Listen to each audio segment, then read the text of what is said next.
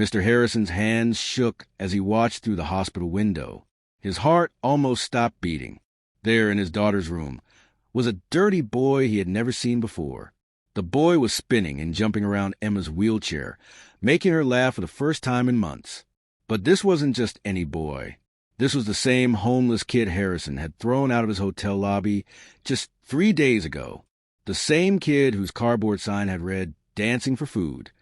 The same kid Harrison had called security on, shouting, "Get this trash away from my customers." Now, somehow, this boy was inside the most expensive private hospital in the city, inside his daughter's room, making her smile wider than she had since the accident that took away her ability to walk. Emma clapped her hands as the boy did a backflip. "Do it again, Tommy. Do it again." Harrison's face turned red with anger. How dare this street rat sneak into his daughter's room? How had he even gotten past security? What if he was dangerous? What if he was here to hurt Emma or steal something? He grabbed the door handle, ready to burst in and drag the boy out by his dirty collar. But then he heard something that made him freeze. "Thank you for being my friend, Tommy," Emma whispered, tears rolling down her cheeks. "I thought nobody would ever want to play with me again." Harrison's hand trembled on the door handle. In 6 months since Emma's accident, she had barely spoken to anyone. Not to him, not to her doctors, not even to her favorite nurse.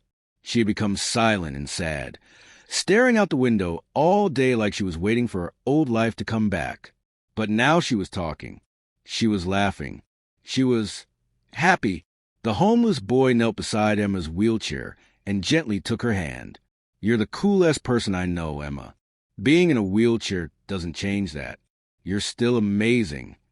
Harrison stepped back from the door, his mind spinning with confusion. This dirty kid from the streets was saying exactly what Harrison had been trying to tell Emma for months. But coming from Tommy, she actually believed it. Just then, Tommy looked toward the window and saw Harrison watching. Their eyes met through glass. Tommy's face went white with fear. He knew exactly who Harrison was. The mean man in the expensive suit who had him thrown out onto the cold street. The man who had laughed when Tommy said he was just trying to earn money for food. Tommy jumped to his feet, ready to run.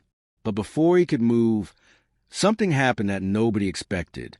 Emma grabbed Tommy's arm and looked straight at her father through the window. Her voice was stronger than Harrison had heard in months. "Daddy, please don't hurt my friend." Harrison's blood boiled as he stormed into the room. His expensive shoes clicked loudly on the hospital floor like thunder. Tommy backed against the wall,